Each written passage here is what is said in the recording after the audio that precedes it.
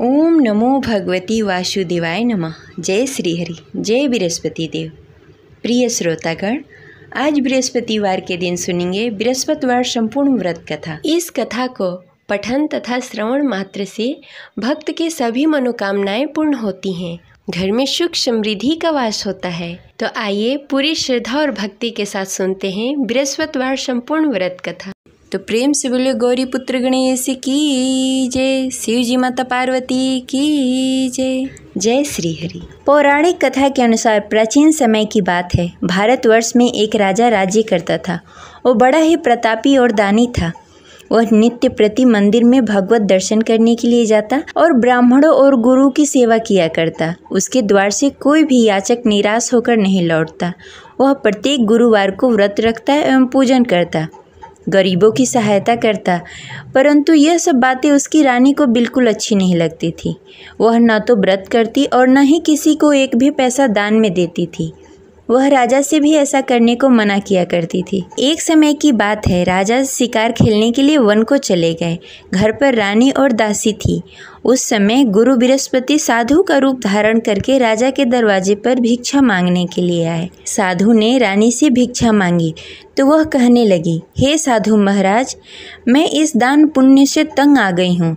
इस कार्य के लिए तो मेरे पति ही बहुत हैं। अब आप ऐसी कृपा करें कि सारा धन नष्ट हो जाए तथा मैं आराम से रह सकूं। साधु रूपी बृहस्पति देव ने कहा, हे देवी, तुम तो बड़ी ही विचित्र हो। संतान और धन से कोई दुखी नहीं होता, इसको सभी चाहते हैं। पापी भी धन और पुत्र की इच्छा करता है। अगर तुम्हारे पास धन अधिक है तो भूखे मनुष्यों को भोजन करवाओ, प्याव लगवाओ, ब्राह्मणों को दान दो, धर्मशाला बनवाओ, कुआं, तालाब, बावड़ी, बाग, बगीचे आदि का निर्माण कराओ तथा निर्धन कुंवारी कन्याओं का विवाह करवाओ। साथ ही यज्ञ करो। इस प्रकार के कर्मों से आपके कुल का और आपका नाम परलोक में भी सार्थक होगा एवं तुम्हें स्वर्ग की प्राप्ति होगी। परंतु रानी साधु की इन बातों से खुश नहीं हुई। उसने कहा, हे साधु महाराज, मुझे ऐसी धन की आवश्यकता नहीं है जिसे मैं अन्य लोगों को दान में देती फिरूं, जिसको रखने और संभालने में भी मेरा सारा वक्त निकल जाए। साधु ने कहा, हे देवी, यदि तुम्हारी ऐसी ही इच्छा है तो जैसा मैं तुम्हें बताता हूँ वैसा करना। बृहस्पतिवार के दिन आंगन को गोबर से लीपना और अपने केसों को पीली मिट्टी से धोना। केसों को धोते समय स्नान करना। राजा से कहना कि वो हजामत कराए। भोजन में मांस मदिरा खाना, कपड़े धोबी को धोने के लिए देना। इस प्रकार 7 बृहस्पतिवार को करने से तुम्हारा सारा धन नष्ट हो जाएगा। यह कहकर साधु महाराज रूपी बृहस्पति देव अंतर्ध्यान हो गए। रानी ने साधु के कहने के अनुसार 7 बृहस्पतिवार तक वैसा ही करने का विचार किया। साधु के बताए हुए कार्य करते हुए केवल 3 ही बृहस्पतिवार बीते कि उसकी सारी संपत्ति नष्ट हो गई। भोजन के लिए भी 2 समय परिवार तरसने लगा तथा सांसारिक भोगों से दुखी रहने लगा। तब राजा रानी से कहने लगा कि हे रानी, तुम यहाँ पर रहो, मैं दूसरे देश जा रहा हूँ। क्योंकि यहाँ पर मुझे सभी मनुष्य जानते हैं, इसलिए मैं यहाँ कोई कार्य नहीं कर सकता। मैं अब परदेश जा रहा हूँ, वहाँ कोई काम धंधा करूँगा, शायद हमारे भाग्य बदल जाए। ऐसा कहकर राजा परदेश को चला गया। वो वहाँ जंगल से लकड़ियाँ काट कर लाता और शहर में बेचता। इस तरह जीवन व्यतीत करने लगा। इधर राजा के बिना रानी और दासी दुखी रहने लगी। किसी दिन भोजन मिलता और किसी दिन जल पीकर ही रहना पड़ता। एक दिन रानी और दासी को भोजन किए बिना 7 दिन व्यतीत हो गए। तो रानी ने अपनी दासी से कहा, हे दासी, यहाँ पास के नगर में मेरी बहन रहती है। वह बड़ी ही धनवान है। तुम उसके पास जाओ और वहाँ से 5 सेर बेजल मांग के लाओ, जिससे कुछ समय के लिए गुजारा हो जाएगा। दासी रानी की बहन के पास गई। रानी की बहन उस समय पूजा कर रही थी। बृहस्पतिवार का दिन था। दासी ने रानी की बहन से कहा, हे रानी, मुझे आपकी बहन ने भेजा है, मुझे 5 सेर बेजल दे दो। दासी ने यह बात अनेक बार कही, परंतु रानी की बहन ने कोई उत्तर नहीं दिया, क्योंकि वह उस समय बृहस्पतिवार का कथा सुन रही थी। जब दासी को रानी की बहन की कोई उत्तर नहीं मिला तो वह बहुत ही दुखी हुई। उसे क्रोध भी आया। वह लौटकर रानी से बोली, हे रानी, आपकी बहन बहुत ही घमंडी है। वह छोटे लोगों से बात नहीं करती। मैंने उससे कहा, उसने कोई उत्तर नहीं दिया। मैं वापस चली आई। रानी बोली, हे दासी, उसमें उसकी कोई गलती नहीं है। जब बुरे दिन आते हैं तब कोई असहारा नहीं देता। अच्छे बुरे का पता विपत्ति में ही लगता है। जो ईश्वर की इच्छा होगी वही होगा। यह सब हमारे भाग्य का दोष है। उधर रानी की बहन ने सोचा कि मेरी बहन की दासी आई हुई थी, परंतु मैं उससे नहीं बोली, इससे वह बहुत दुखी हुई होगी।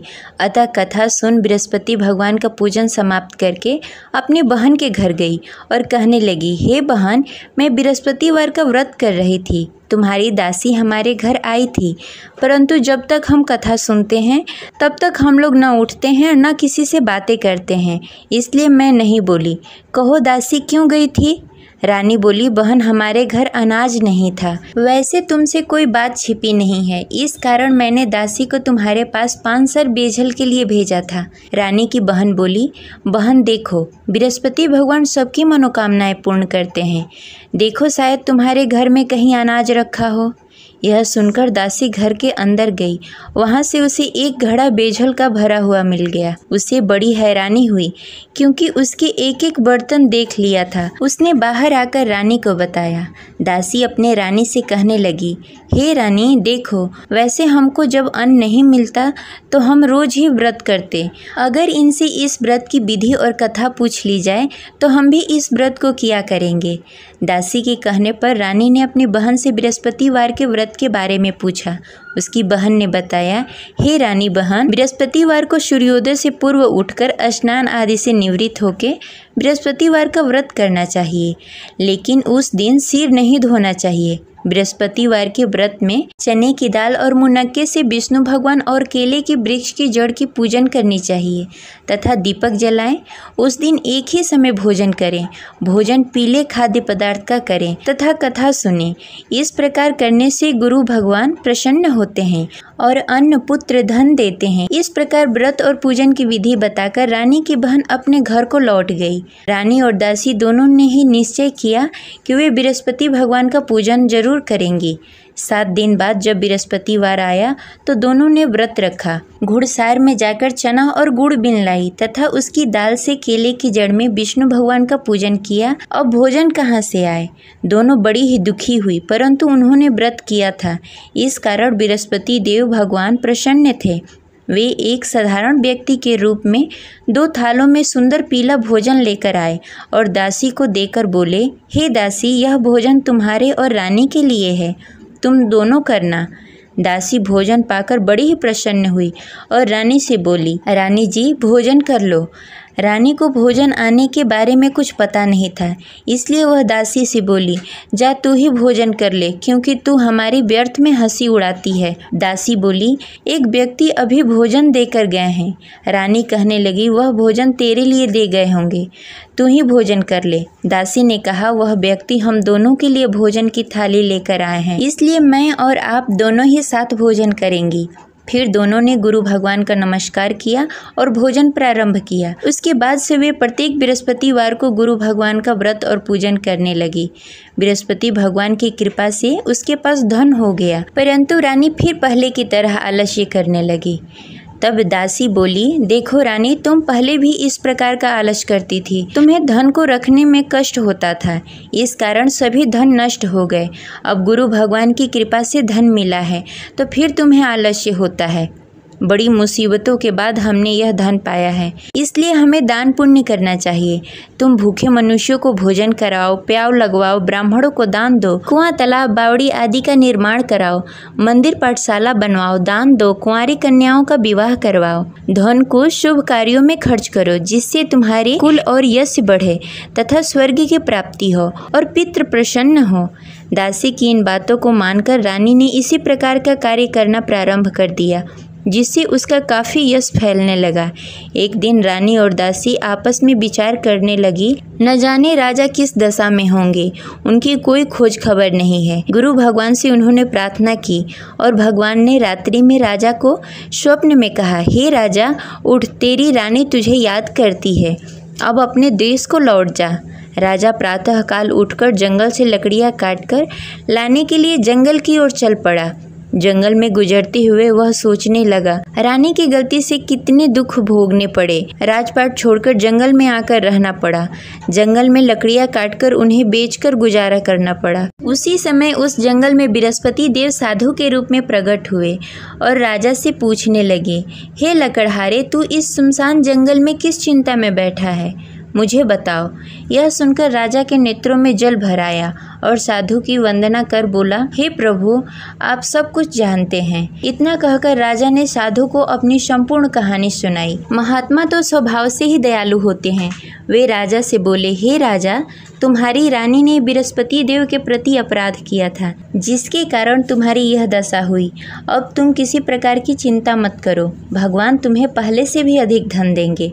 देखो, तुम्हारी पत्नी ने बृहस्पतिवार का व्रत करना प्रारंभ कर दिया है। अब तुम भी बृहस्पतिवार के दिन व्रत रखो। चने की दाल और गुड़ जल के लोटे में डालकर केले के पत्ते में विष्णु भगवान का पूजन करो। फिर कथा कहो या सुनो, भगवान तुम्हारी सब मनोकामनाएं पूर्ण करेंगे। साधु को प्रसन्न देखकर राजा बोला, हे प्रभु, मुझे लकड़ी बेचकर इतना पैसा भी नहीं बचता जिससे भोजन करने के उपरांत कुछ बचा सकूं। मैंने रात्रि में अपनी रानी को व्याकुल देखा। मेरे पास कोई साधन नहीं जिससे समाचार जान सकूं। फिर मैं बृहस्पतिवार की कौन सी कहानी कहूं या सुनूं, मुझको तो कुछ भी मालूम नहीं है। साधु ने कहा, हे राजा, तुम किसी बात की चिंता मत करो। बृहस्पतिवार के दिन तुम रोजाना की तरह लकड़ियां लेकर शहर जाओ। तुम्हें रोज से दुगना धन प्राप्त होगा, जिससे तुम भली भांति भोजन कर लोगे तथा बृहस्पति देव की पूजा सामग्री भी लेकर आओगे। बृहस्पति देव की कथा इस प्रकार है। प्राचीन काल में एक बहुत ही निर्धन ब्राह्मण था। उसके घर में कोई संतान नहीं थी। वह नित्य प्रति पूजा पाठ करता, परंतु उसकी स्त्री बहुत ही मलिनता के साथ रहती। वह न स्नान करती, न ही किसी देवता का पूजन करती। प्रातःकाल उठते ही सर्वप्रथम भोजन करती, बाद में कोई अन्य कार्य करती। ब्राह्मण देवता बहुत ही दुखी रहते थे। पत्नी को बहुत समझाते, किंतु उसका कोई परिणाम नहीं निकलता। भगवान की अनुकंपा से एक समय ब्राह्मण की पत्नी गर्भवती हुई और 10वें महीने एक सुंदर कन्या को जन्म दिया। निर्धन ब्राह्मण कन्या के जन्म से बहुत दुखी हुआ। धीरे धीरे ब्राह्मण की कन्या बड़ी होने लगी। बचपन से ही उस कन्या की रुचि भगवान विष्णु की पूजा में थी। वह प्रातः उठती, स्नान ध्यान करती, उसके बाद भगवान विष्णु की पूजा करती और मंदिर में जाती। बृहस्पतिवार को व्रत करके विधि विधान पूर्वक पूजा पाठ करती। पूजा पाठ के बाद वह पढ़ने के लिए पाठशाला जाती। घर से चलते समय वह मुट्ठी भर जौ साथ में लेकर जाती और पाठशाला के रास्ते में थोड़ी थोड़ी जौ गिराते जाती। जब पाठशाला से लौटकर आती, जौ के दाने सोने में बदल जाते। लड़की सभी सोने के दाने बीन लाती। एक दिन जब वह सोने के दानों को साफ कर रही थी, तो उसकी माँ ने कहा, बेटी, सोने के दाने साफ करने के लिए सोने का सूप भी होना चाहिए। अगले दिन बृहस्पतिवार था। उसने भगवान बृहस्पति देव की पूजा करते हुए प्रार्थना की, हे भगवान, यदि मैंने आपका व्रत विधि विधान से किया हो तो मुझे सोने का सूप दे दो। भगवान बृहस्पति देव ने उसकी मनोकामना पूरी करने का वचन दिया। पाठशाला से लौटते समय उसने रास्ते में सोने का सूप पड़ा हुआ मिला। घर लौटकर सोने का सूप अपनी माँ को दिखाकर वह सोने के दाने साफ करने लगी। उसी समय नगर का राजकुमार उसके घर के पास से गुजर रहा था। उस सुंदर लड़की को सोने के सूप में जौ साफ करते देख राजकुमार उस पर मोहित हो गया। राजकुमार ने अपने पिता से उस लड़की से विवाह करने की इच्छा प्रकट की। तो राजा ने ब्राह्मण को महल में बुलाकर राजकुमार से उसकी लड़की के विवाह की बात कही। ब्राह्मण तैयार हो गया। धूमधाम से उस लड़की का विवाह राजकुमार से हो गया। दुल्हन बनकर ब्राह्मण की लड़की महल में चली गई। लड़की के चले जाने से ब्राह्मण फिर से निर्धन हो गया। उसे कई कई दिनों तक बिना भोजन के रहना पड़ा। बहुत दुखी होकर ब्राह्मण एक दिन अपने लड़की के पास गया। अपने पिता से निर्धनता का समाचार सुनकर उसे बहुत सारा धन देकर पिता को विदा किया। उस धन से ब्राह्मण का कुछ दिनों तक आराम से गुजारा हुआ, लेकिन जल्द ही फिर भूखों मरने की हालत हो गई। ब्राह्मण अपनी लड़की से धन लेने के लिए फिर महल में पहुंचा। लड़की ने पिता की बुरी हालत देखकर कहा, पिताजी, आखिर आप कब तक मुझसे धन लेकर जीवन व्यतीत करेंगे? आप कोई ऐसा उपाय क्यों नहीं करते जिससे आपका घर धन धान से भर जाए? ब्राह्मण ने कहा, मैंने तेरी माँ को बहुत समझाने की कोशिश की, पर उसकी समझ में कुछ नहीं आता। उसकी फुहारता नष्ट हो तब तो घर की निर्धनता दूर हो। तब कुछ सोचकर लड़की ने पिता से कहा, पिताजी, आप कुछ दिनों के लिए माँ को मेरे पास छोड़ जाओ। तब कुछ सोचकर ब्राह्मण ने पत्नी को लड़की के पास महल में छोड़ दिया। लड़की ने अपनी माँ से कहा, माँ तुम कल प्रातः उठकर स्नान आदि करके भगवान विष्णु की पूजा करना। पूजा करने से तुम्हारी निर्धनता अवश्य दूर हो जाएगी। लेकिन उसकी माँ ने उसकी कोई बात नहीं मानी। तब क्रोधित होकर लड़की ने अपनी माँ को एक कक्ष में बंद कर दिया। सूर्योदय के समय माँ को उठाकर जबरदस्ती उसे स्नान आदि करवाया। फिर मंदिर में ले जाकर भगवान बृहस्पति देव की पूजा करवाई। कुछ दिनों तक ऐसा करने से माँ की बुद्धि में कुछ परिवर्तन हुआ और वह स्वयं बृहस्पतिवार का व्रत रखने लगी।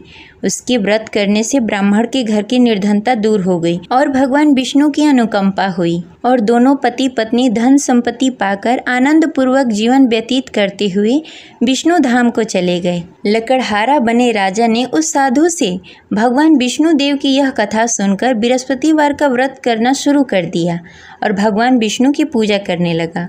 उस दिन से उसकी सभी क्लेश दूर हो गए।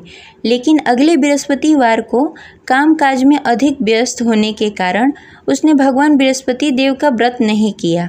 भगवान बृहस्पति देव लकड़हारे से क्रोधित हो गए और उसे भूल की सजा दी। उस दिन नगर के राजा ने नगर में घोषणा करके सबको सूचित किया कि प्रत्येक नागरिक मेरे महल में भोजन करने आए। जो नहीं आएगा उसे अपराधी मानकर भारी दंड दिया जाएगा। लकड़हारा बने राजा ने उस नगर के राजा की घोषणा तो सुनी, लेकिन जंगल से लकड़ी काटकर लाने और उसे बेचने में देरी हो जाने के कारण वह समय पर महल में भोजन करने नहीं पहुंच सका। अतः राजा के सैनिक लकड़हारे को पकड़कर महल में ले गए। राजा ने उसे महल के एक कक्ष में बैठाकर भोजन कराया। उस कक्ष में एक खुट्टी पर रानी का सोने का हार लटका हुआ था। लकड़हारा अकेला उस कक्ष में भोजन कर रहा था। तभी उसने एक आश्चर्यजनक घटना देखी। देखते ही देखते वह खुट्टी हार को निगल गई। थोड़ी देर बाद जब राजा ने हार को गायब देखा तो लकड़हारे को कारावास में डाल दिया। लकड़हारा मन ही मन अपने भाग्य को कोसने लगा। तभी उसे जंगल में मिले साधु का स्मरण हुआ। थोड़ी देर में भगवान बृहस्पति देव सन्यासी के रूप में उसके सामने प्रकट हुए और कहा, हे लकड़हारे, तूने भगवान बृहस्पति देव की पूजा नहीं की, इसी कारण तुम्हें कष्ट हो रहा है। लेकिन अब चिंता मत करो, बृहस्पतिवार के दिन कारागार के दरवाजे पर तुम्हें कुछ पैसे पड़े हुए मिलेंगे। उन पैसों से भगवान बृहस्पति देव का व्रत करके उनकी पूजा करोगे तो तुम्हारे सारे दुख दूर हो जाएंगे। फिर बृहस्पतिवार के दिन दरवाजे पर पड़े पैसे राजा को मिले, जिससे उसने चने की दाल, गुड़, मुनक्का मंगाकर भगवान बृहस्पति देव की कथा कही और व्रत किया, जिससे भगवान बृहस्पति देव प्रसन्न होकर उस नगर के राजा को स्वप्न में लकड़हारे को मुक्त करने को कहा। सुबह राजा ने आकर अपने कक्ष में देखा कि खूंटी पर हार टंगा हुआ है। राजा ने लकड़हारे को मुक्त कर दिया, उसे धन और आभूषण देकर विदा किया। लकड़हारा बना राजा उस नगर से चलकर अपने नगर की तरफ चल दिया। जब राजा अपने नगर में पहुंचा तो उसने देखा उस नगर में कुएं, धर्मशाला, बाग, बगीचे देखकर बहुत प्रसन्न हुआ। राजा ने किसी से पूछा, ये कुएं, धर्मशाला किसने बनवाए? सबने उसे बताया कि ये सब रानी और दासी ने बनवाए हैं। राजा जब महल में पहुंचे तो रानी ने उनका भव्य स्वागत किया। तब राजा ने निश्चय किया कि सप्ताह में एक बार तो सभी बृहस्पतिवार का व्रत तथा पूजन कर सकते हैं, परंतु मैं प्रतिदिन व्रत किया करूँगा तथा दिन में 3 बार कथा कहूँगा। अब राजा हर समय दुपट्टे में चने की दाल बांधकर रखते तथा दिन में 3 बार बृहस्पतिवार का कथा कहते। कुछ दिनों के बाद राजा को अपनी बहन की याद आई। एक दिन घोड़े पर सवार होकर राजा अपनी बहन से मिलने के लिए चल दिया। अभी राजा नगर के बाहर ही पहुंचा था कि उसने देखा कि कुछ लोग एक 100 को ले जा रहे हैं। राजा को स्मरण हुआ कि आज उसने किसी को बृहस्पतिवार का व्रत कथा नहीं सुनाया। राजा ने उन लोगों से रोककर कहा, भाइयों, आप 100 ले जाने से पहले मुझसे बृहस्पतिवार का कथा सुन लो। लोगों ने राजा पर क्रोधित होते हुए कहा, तुम पागल तो नहीं हो? लेकिन कुछ बड़े बुजुर्ग लोगों ने कहा, अच्छा भाई, तुम साथ में चलते चलते अपनी कथा भी सुनाते रहो। राजा ने चलते चलते आधी ही कथा सुनाई थी कि 100 हिलने लगा। राजा की पूरी कथा समाप्त होते ही 100 उठकर बैठ गया। लोगों ने हैरानी से दांतों तले उंगली दबाई और अगले बृहस्पतिवार को भगवान बृहस्पति देव का व्रत करने व कथा सुनने का निश्चय कर लिया। अब घोड़े पर सवार होकर राजा चलते हुए एक किसान के पास पहुंचा। किसान अपने खेत में हल चला रहा था। राजा ने कहा, अरे भाई, मुझसे बृहस्पतिवार का कथा सुन लो। किसान झुंझलाकर बोला, अरे भाई, देख नहीं रहे, जितनी देर मैं तुम्हारी कथा सुनूंगा उतनी देर में तो पूरी खेत में हल चला लूंगा। राजा निराश होकर चला गया। तभी किसान का बैल लड़खड़ा के गिर गया और किसान के पेट में भी जोरों से दर्द होने लगा। जब उसकी पत्नी वहां आई तब उसने पूछा कि क्या हुआ। किसान ने घुड़सवार की पूरी कहानी सुनाई कि पत्नी दौड़ती हुई राजा के पास पहुंची और हाथ जोड़कर बोली, भैया मैं तुम्हारी कथा सुनने के लिए तैयार हूँ। राजा ने उसके साथ खेत पर पहुंचकर बृहस्पतिवार की कथा सुनाई। तभी बैल भी उठकर खड़ा हो गया और किसान के पेट का दर्द भी तुरंत ठीक हो गया। राजा वहां से अपने घोड़े पर सवार होकर अपने बहन के घर पहुंचा। तब राजा की वहां बहुत आव भगत हुई। अगले दिन सुबह उठकर राजा ने देखा घर के सभी लोग भोजन कर रहे हैं। किसी भूखे को बृहस्पतिवार का कथा सुनाए बिना राजा कभी भोजन नहीं करता था। उसने बहन से कहा, बहन क्या घर में कोई ऐसा व्यक्ति है जिसने भोजन नहीं किया हो? उसकी बहन ने बोला, भैया हमारे घर तो क्या, आपको पूरे नगर में कोई ऐसा व्यक्ति नहीं मिलेगा जिसने सुबह सुबह भोजन नहीं किया हो। तब राजा ने बहन के घर से निकलकर उस नगर में बिना भोजन किए हुए व्यक्ति की तलाश करनी शुरू की। एक गडेरिये के घर में उसका बेटा बीमार होने के कारण भूखा रह गया था। राजा ने उसको जाकर बृहस्पतिवार का कथा सुनाया। कथा सुनते सुनते गडेरिये की बेटी की बीमारी भी ठीक हो गई। सबने राजा की बहुत प्रशंसा की। एक दिन राजा ने अपनी बहन से कहा, बहन अब हम अपने घर जाना चाहते हैं, तुम भी हमारे साथ चलो, कुछ दिन वहाँ रहकर लौट कर आना। राजा की बहन ने अपनी सास से पूछा तो सास ने ताने देते हुए कहा, बहू मायके जाना हो तो अकेली जाना, मेरे पोतों को लेकर नहीं जाना। तुम्हारे भाई की कोई संतान नहीं है, कहीं तुम्हारी भाभी मेरे पोतों को भी जादू टोना न कर दे। दूसरे कक्ष में बहन की सास की बातें सुनकर राजा दुखी मन से अकेले ही अपने नगर को लौट गया। रानी ने राजा से कहा, आप तो अपनी बहन को साथ लाने गए थे, फिर बहन को साथ क्यों नहीं लेकर आए? तब राजा ने दुखी होते हुए कहा, रानी हम निसंतान हैं, इसलिए कोई हमारे घर आना पसंद नहीं करता। रानी ने राजा को समझाते हुए कहा, मैं बृहस्पति देव ने सब कुछ दिया है, अब भगवान बृहस्पति देव हमें संतान भी अवश्य देंगे। बृहस्पतिवार को विधि पूर्वक व्रत करते हुए राजा और रानी ने भगवान बृहस्पति देव से संतान के लिए प्रार्थना की। कुछ दिनों के बाद ही रानी गर्भवती हो गई। 10वें महीने रानी ने एक सुंदर बालक को जन्म दिया। राजा रानी जीवन प्रयत्न बृहस्पतिवार का व्रत करते रहे। उनके घर में धन धान्य की वर्षा होती रही। इस तरह अनंत पूरक जीवन यापन करते हुए राजा रानी भगवान बृहस्पति देव की अनुकंपा से मोक्ष को प्राप्त हो गए। बृहस्पतिवार को विधि पूर्वक व्रत करके जो स्त्री पुरुष भगवान विष्णु की पूजा करते हैं उनकी सभी मनोकामनाएं पूर्ण होती है। जय बृहस्पति देव। इस प्रकार यह कथा संपन्न हुई। आशा करते हैं आपको अच्छी लगी होगी। तो इस वीडियो को ज़्यादा से ज़्यादा लोगों को शेयर करें और इस चैनल को सब्सक्राइब करके बेल आइकन को प्रेस कर लें। मिलते हैं अगले वीडियो में, तब तक के लिए हरे कृष्णा। जय बृहस्पति देव।